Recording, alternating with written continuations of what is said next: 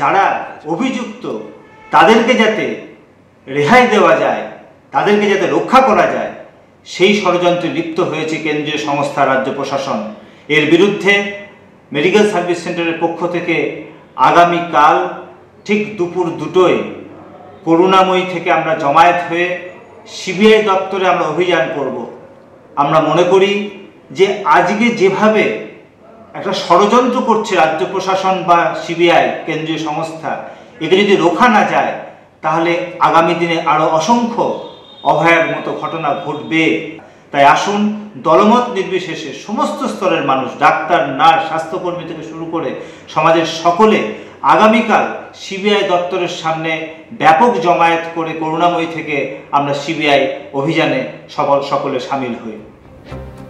অর্থাৎ বিভিন্ন মহল থেকে যে বিষয় সামনে আসছে, এই আরজি করে ধর্ষণ খুনের ঘটনায় যেভাবে জামিন পেয়ে গেল সন্দীপ ঘোষ এবং অভিজিৎ মণ্ডল, তাতে সিবিআই ব্যর্থ। সিবিআই এত অভিযোগ করেছিল কিন্তু তার সপক্ষে কোনো যুক্তি, কোনো প্রমাণ কেন দিতে পারলো না?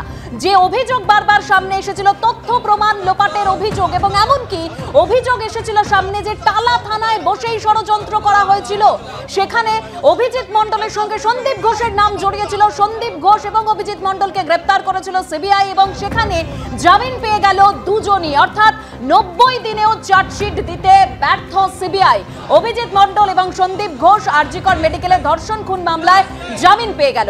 ডাক্তার তাপস প্রামাণিক রয়েছেন, যিনি ওই ঘটনার দিন রাতে এমার্জেন্সি মেডিকেল অফিসার ছিলেন। কি বলবেন সব মিলিয়ে সংক্ষেপে? এটা সিবিআই এর ব্যর্থতা এবং ইন্টারন্যাশনাল ফোরামে এই সিবিআই এর ব্যর্থতা নিয়ে ডিসকাশন হবে। At the same time Brinda Grover ম্যাডামের ভূমিকাও অত্যন্ত হতাশাজনক। জাস্ট এই দুদিন আগে উনি এই কেসটা থেকে বেরিয়ে গেলেন, কিন্তু অনেক কিছুই বলার উচিত ছিল সুপ্রিম কোর্টে, যেগুলো উনি বলেননি।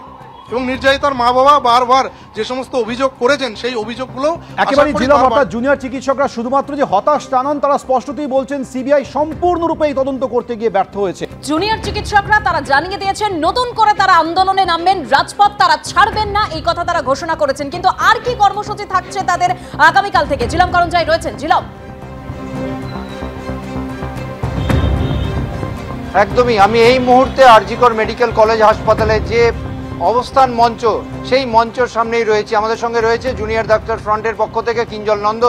আপনারা এই মুহূর্তে একটা মিছিল করবেন, কি ভাবছেন? আজকের যে বিষয়টা জানতে পারলেন সিবিআই এর পক্ষ থেকে, চার্জশিট দিতে পারলো না সাপ্লিমেন্টারি 90 দিনের মাথায়, বেল পাচ্ছেন প্রাক্তন অধ্যক্ষ, প্রাক্তন ওসি, কি বলবেন?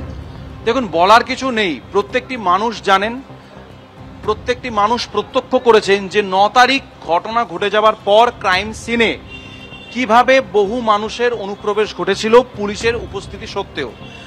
আমার সাধারণ বুদ্ধি বলে একটা ক্রাইম সিনে এত মানুষ ঢোকা সম্ভব নয়, ঠিক আছে, কিন্তু সেই জায়গায় কেন ঢুকলো সেই উত্তর আমরা পাইনি।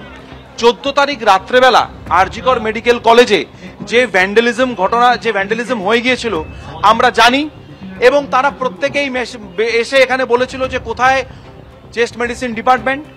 তারা চিনতে না পেরে ইএনটি ডিপার্টমেন্টে গিয়ে ভাঙচুর চালিয়েছে, আপনারা দেখেছেন, এবং এখনো দেখেন ইমার্জেন্সি বিল্ডিং কিরকম ভাবে ভাঙা পড়ে আছে।